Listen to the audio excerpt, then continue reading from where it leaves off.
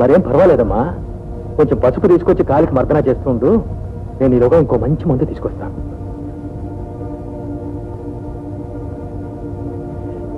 చిట్టమ్మా, ఇలారా. పరిస్థితి విషమిస్తోందమ్మా. త్రిపుర వాళ్ళకి వెంటనే రమ్మని టెలిగ్రామ్ కూడా మంచిది. ఎక్కడున్నారని ఇవ్వమంటారు?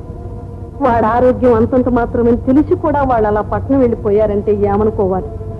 అనుకోకూడదు. కానీ ఇప్పుడు జరగడమే జరిగితే ఒంటరి దాన్ని నేనేం చేయాలి చెప్పండి? మా మేస్టారు తొందరగా బాగయ్యేటట్టు చూడు స్వామి.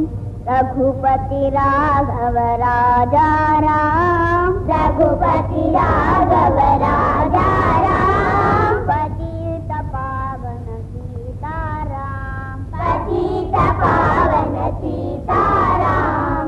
ఈశ్వర అల్లా तेरे नाम, ईश्वर अल्लाह तेरे नाम, सबको सन्मति दे भगवान, सबको सन्मति दे भगवान.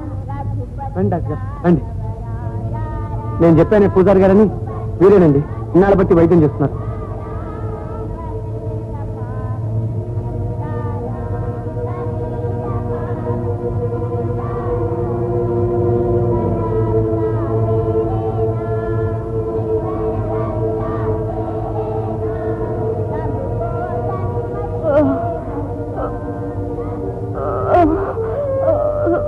అందుకే కదా అమ్మాయి గారు పట్నం నుంచి పెద్ద డాక్టర్ని తీసుకొచ్చాను.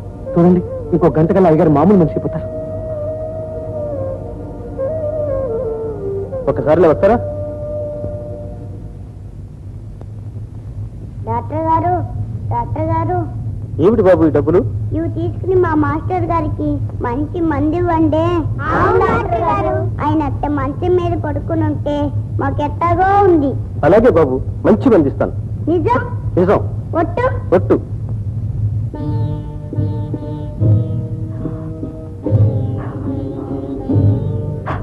బాబు గారు, బాబు గారు,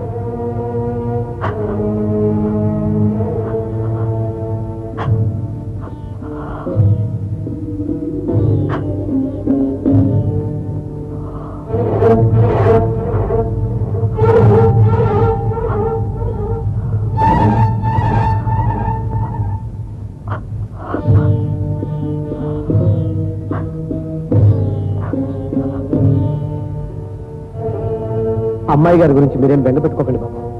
ఆమెకు ఏ లోటు రాకుండా కంటికి రెప్పలా కాపాడతాను. అనువైన సంబంధం చూసి వైభవంగా పెళ్లి చేస్తాను. మీ పాదాల మీద ప్రమాణం చేసి చెప్తున్నాను బాబు, నా మాట నమ్మండి.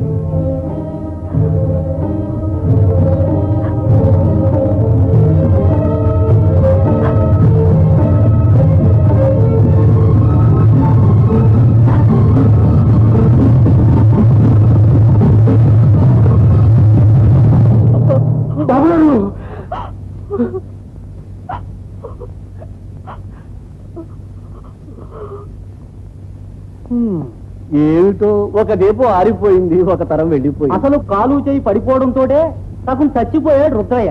పాపం అర్ధాంతరంగా పోయాడండి. జనన మరణములు నిక్కము, అడవిలో ఉన్న ఆలయమున ఉన్న అన్నట్టు ఎప్పుడో ఒకప్పుడు మనంతా వెళ్ళిపోవలసిన వాళ్ళమే. కాకపోతే ఉన్నన్నాళ్ళు తినడానికి 4 మెతుకులు, పోయిన తర్వాత తీసుకువెళ్ళడానికి 4 మనుషులు ఉంటే అదృష్టవంతులమే. అదేనయ్యా చిత్రం.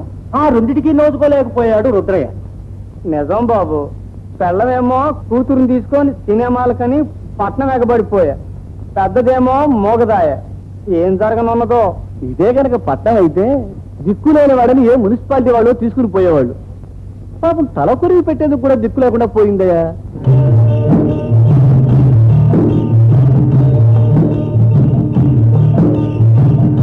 ఎవరికెవరు ఈ లోకంలో ఎవరికి ఎరుక, ఏ దారికి పోతుందో ఎవరిని అడగక. ఎవరికెవరు ఈ లోకంలో ఎవరికి ఎరుక, ఏ దారికి పోతుందో ఎవరిని అడగక. ఎవరికెవరు ఈ లోకంలో ఎవరికి ఎరుక.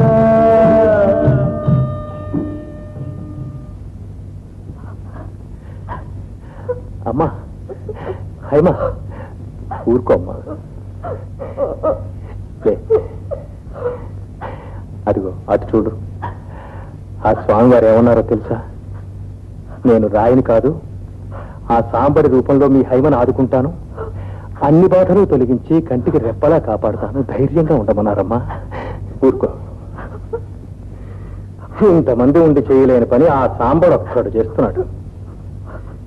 మీ పిన్ని తిరిగి వచ్చినా నీకు ఈ కష్టాలు తప్పవమ్మా. అందుకే వాడు పట్నం తీసుకువెళ్తాను అంటే సరే అన్నాను. అంతగా అయితే మీ అత్తయ్య కాశీ నుంచి తిరిగి రాగానే మళ్ళీ మన వృత్తుగాని. అయ్యవారు పడవ సిద్ధంగా ఉంది, రండి అమ్మాయి గారు. వెళ్ళిరామ్మా. ఎవరికెవరు ఈ లోకంలో ఎవరికి ఎరుక, ఏ దారెటు పోతుందో ఎవరిని అడగక. ఎవరికెవరు ఈ లోకంలో ఎవరికి ఎరుక, ఏ దారెటు పోతుందో ఎవరిని అడగక. ఎవరికెవరు ఈ లోకంలో ఎవరికి ఎరుక.